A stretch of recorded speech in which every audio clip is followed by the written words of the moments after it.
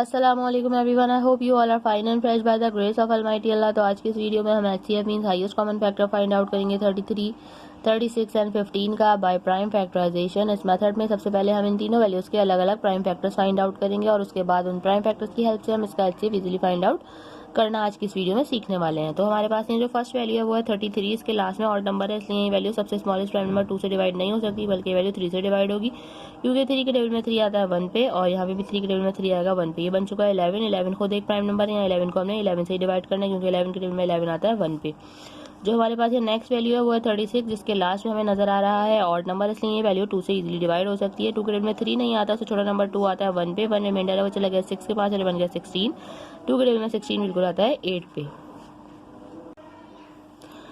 अभी भी हमारे पास लास्ट में इवन नंबर है, तो इसे हम 2 से ही डिवाइड करेंगे, क्योंकि 2 के टेबल में 18 आता है 9 पे। ये ऑड नंबर आ चुका है, ये अब 2 से डिवाइड नहीं हो सकता, तो अब हम इसे 3 से डिवाइड करेंगे, क्योंकि 3 के टेबल में 9 आता है 3 पे और 3 के टेबल में 3 आता है 1 पे।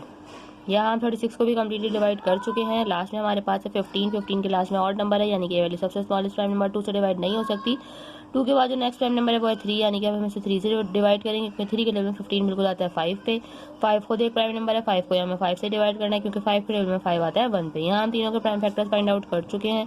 अब क्या करेंगे, अब हम तीनों के प्राइम फैक्टर्स इस तरह लिखेंगे। सबसे पहले हम 33 के प्राइम फैक्टर्स लिखेंगे, जो कि हमारे पास आए हैं 3 मल्टीप्लाई बाय 11।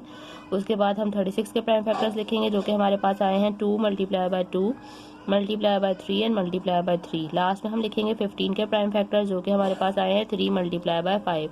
अब इसका एचसीएफ फाइंड आउट करने के लिए हम क्या करेंगे, हम देखेंगे ऐसे कौन से प्राइम फैक्टर्स हैं जिनका हमें तीनों में पेयर बनता हुआ नजर आ रहा है। तीनों में पेयर बनना चाहिए, तभी वो पेयर बनेगा। जैसे कि यहाँ इस 3 का पेयर बनता हुआ नजर आ रहा है, हमें 3 तीनों में था, इस 3 का पेयर बना है, पेयर बन के बाहर आ गया, इसे हमने एक बार लिख लिया। और कोई हम देखेंगे कि ऐसा कोई और प्राइम फैक्टर है जो कि तीनों में मौजूद हो।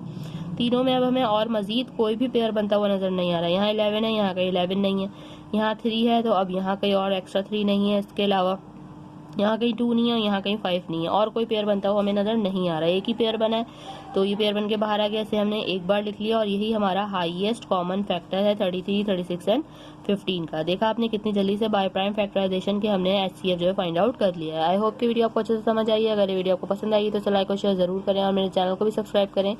इंशाल्लाह बहुत जल्द मिलती हूँ आप सबकी नेक्स्ट वीडियो में। अपना बहुत ख्याल रखिएगा। अल्लाह हाफिज़।